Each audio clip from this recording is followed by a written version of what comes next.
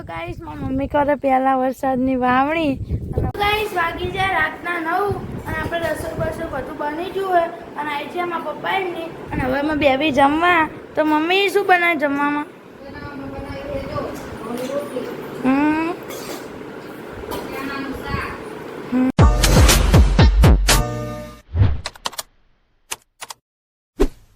Hello friends, જય માતાજી. સ્વાગત છે તમારું અમારા નવા બ્લોગમાં.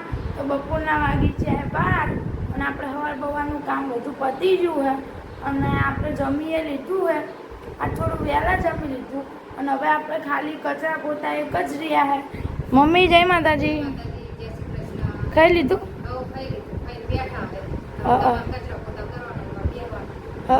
અને કપડા સુકાય તા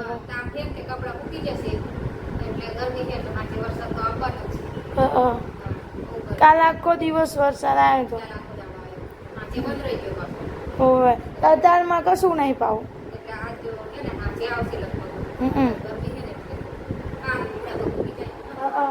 તો ગાઈસ હવે આપણે કરશું કચરા પોતા.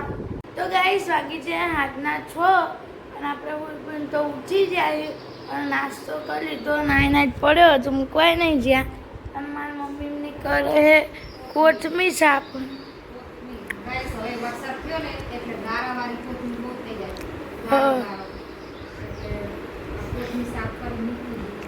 નાસ્તો કરી દીધો.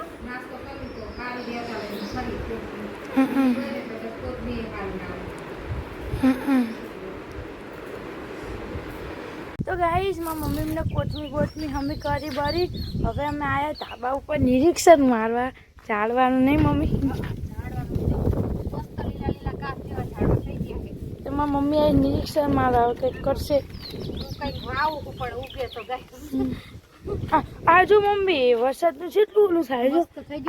આખો હે ને જો ગાઈસ આવો કલર હતો એની જગ્યાએ આવા થઈ ગયા.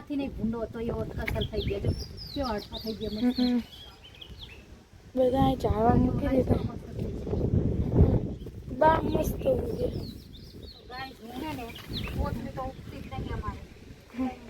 બતાવો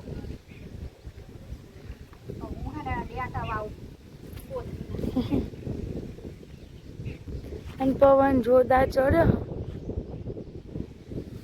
બપોર થોડાક સાટાઈને જતો રહ્યો ને પવન ચડ્યો.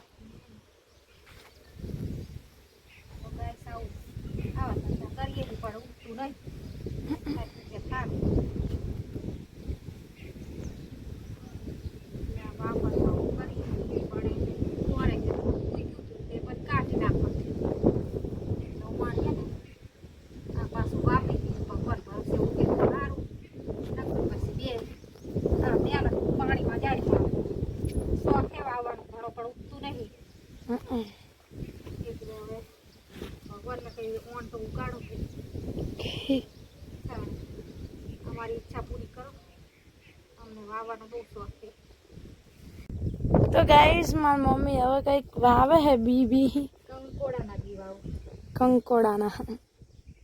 હવે ઉગે એટલે ખરા. ઉગી જાય તો સારું. તો ભકીના પપ્પાને કંકોડા હારા.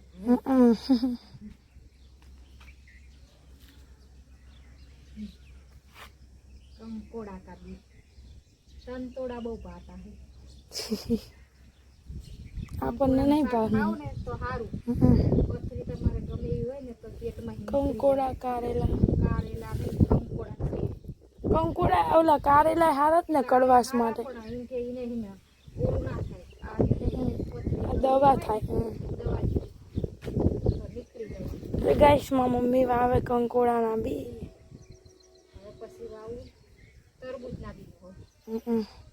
કેટીન તરબૂચ તો એવું તો ઉગે હે.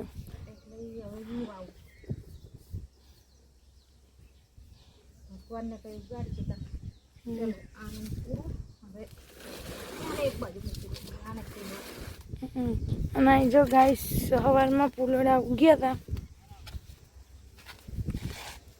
આ બામમાં અને અડફું મસ્ત. આને મમ્મી 1-2 વરસાદ જોવે એટલે તો કેવું થઈ જાય ને.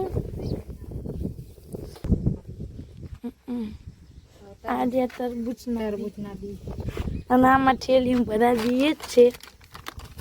ઓનલાઈનમાં મંગાવ્યા હતા. હજી અમે ખાતું નહીં પોરના વાય કરવી પણ બધા કઈ બી શાકભાજી દાળ માર્યા નહીં જેટલા 150 જેટલા બી હે ગાઈસ. અડધી કોથળી તો ખાલી કરી ફેંકી દીધી પણ ઉઈ જ નહીં આજીના મરચાના ના આ તો ભીંડાના હે ઈંડાના હે તો આ ગાઈસ ભીંડાના હે. પછી રીંગણના તો કેટલી જાતના. રીંગણના પછી આ હે વ્હાઈટ રીંગણના એટલે બધું ઉડીને ગયું.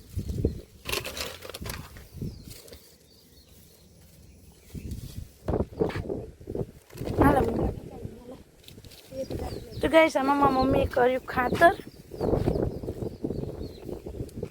પછી આમાં ખાતર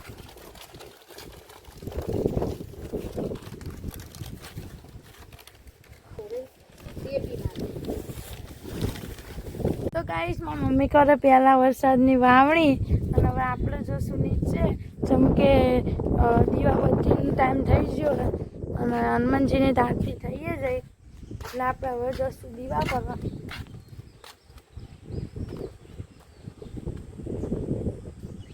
ગાઈસ વાગી જાય રાતના 7:30 અને હવે અમે કરવી રોટલી અને ભાભી શાક બાક વઘાર નાખ્યું હોય અને મારી મમ્મી ફોલે હે લસણ.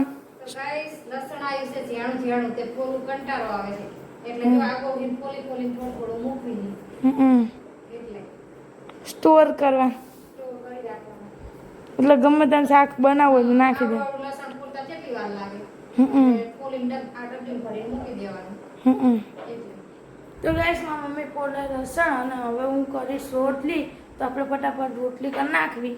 તો હવે આપણે મળીએ રોટલી કર્યા પછી. ગાઈસ વાગી જાય રાતના 9 અને આપણે રસોઈ બધું બની ગયું હોય અને આવી છે મારા પપ્પા એમની અને હવે અમે બેબી જમવા.